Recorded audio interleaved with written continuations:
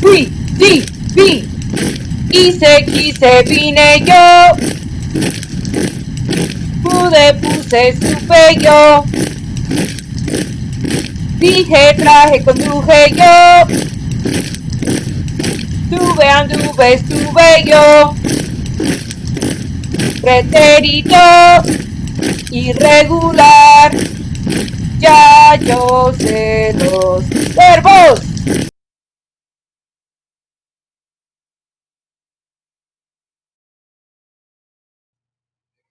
Ok, chicos, hoy vamos a ver unas maneras o unas condiciones en cuando vas a usar el pretérito. We're going to take a look at some situations in which you'll need to use the preterite. And right in front of you, what you have are questions that you saw on the quiz that we did a few days ago. So you were asked these questions because I wanted to see, since preterite is actually a review from Spanish 2, I wanted to see what you guys knew about the preterite. And I'm finding that there are many of you that don't know when to use it.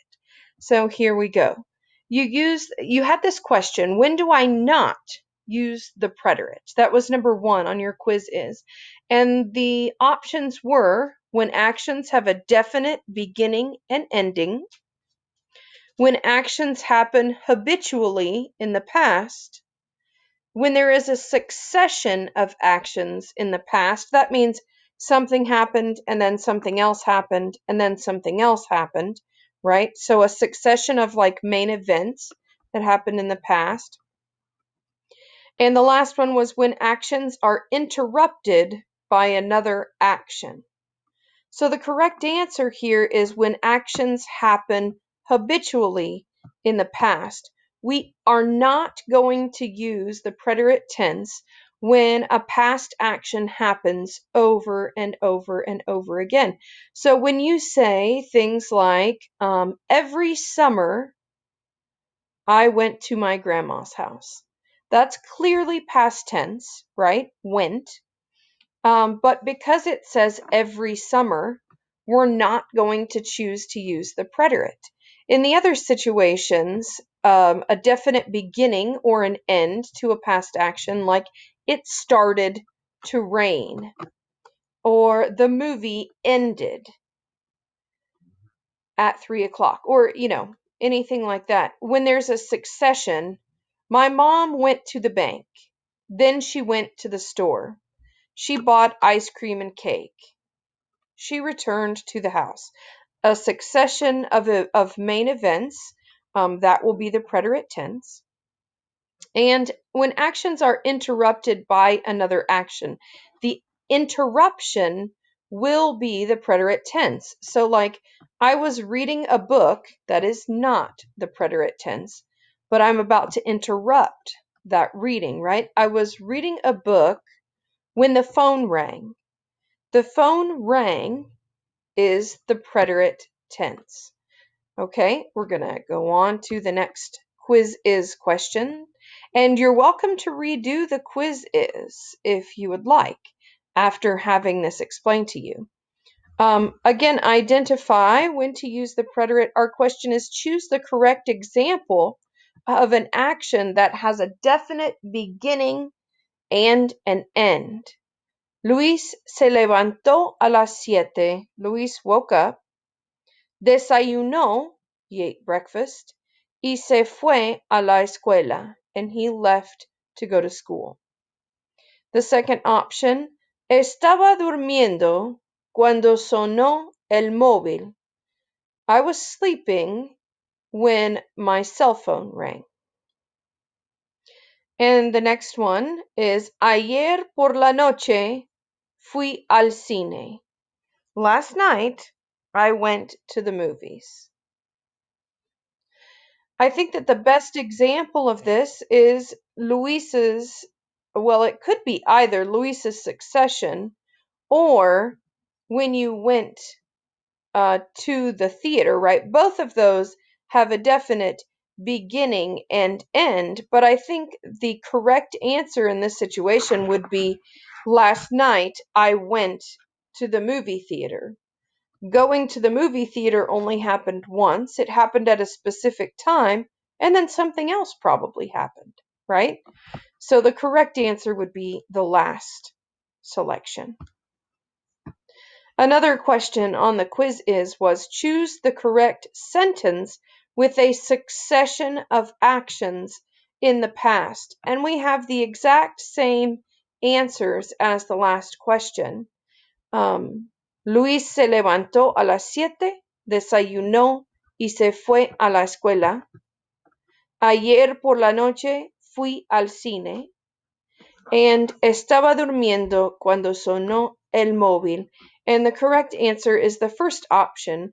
Luis got up at 7. He ate breakfast. He went to school. That's a succession of 3 different instances, 3 different actions, and they happened one right after the other, right?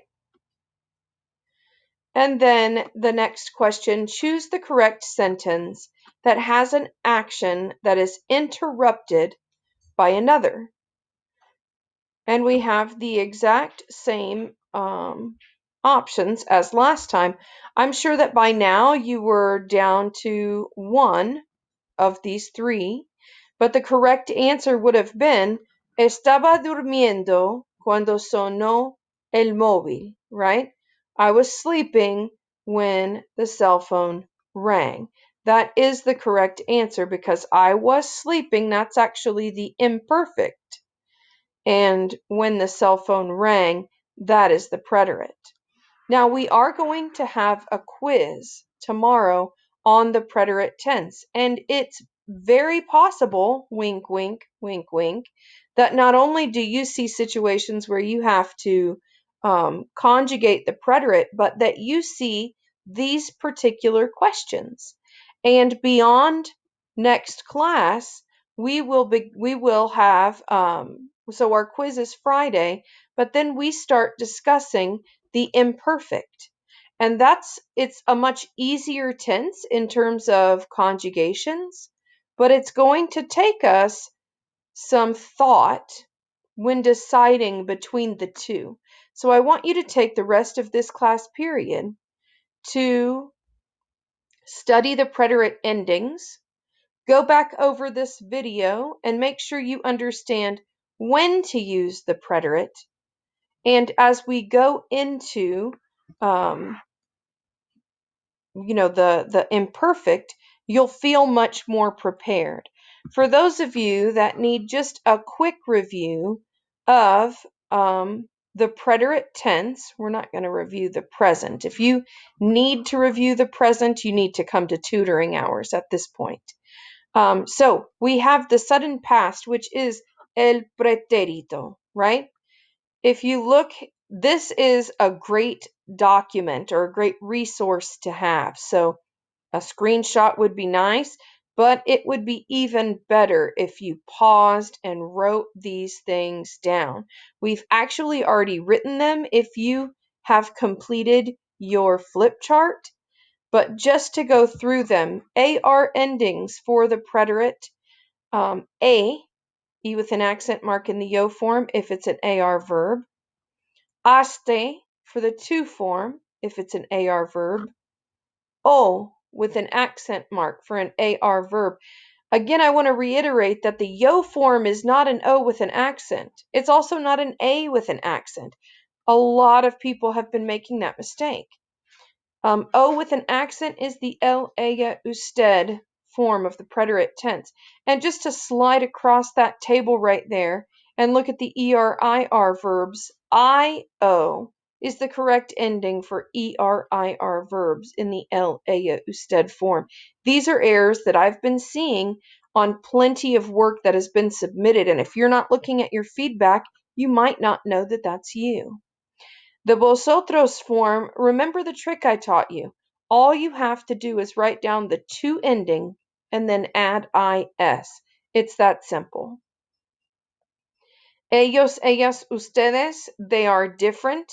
Aron versus ieron, but not much different, right? That's pretty simple. If you need help with those, it might just be a simple matter of memorization. But if you have questions about them, if there's something about them that's bothering you that you need assistance with, ask those questions. In virtual learning, I can't tell if you have questions by looking at your face because oftentimes we're not seeing faces clearly. Um, okay, so some of the irregulars are Y changers. We did not go over these specifically, although we did see them in a couple of activities. And the rule is if there are three pronounced vowels in a row in a conjugated verb, and the middle one is an I, that I will change to Y. So there's an example there. And that's only going to happen in the same forms in which we stem change. The él, ella, usted, the ellos, ellas, ustedes. Remember, we saw an activity where that was referred to as the sandal, right? We had shoe verbs in the present tense or boot verbs, and now we have sandal verbs. We do have a lot of irregular verbs in the preterite, and there's a group of patterned irregular verbs, and the ones that you need to worry about are the ones in our chant, which is why I recorded the first part of this message. So, stem changers. The biggest thing to remember is that if they stem changed in the preterite tense, in the present tense, I'm sorry. If they stem changed in the present tense and they end in IR, then they are going to stem change. They're only going to stem change in the sandal of the verb box, right? That very bottom, the third person, plural and singular.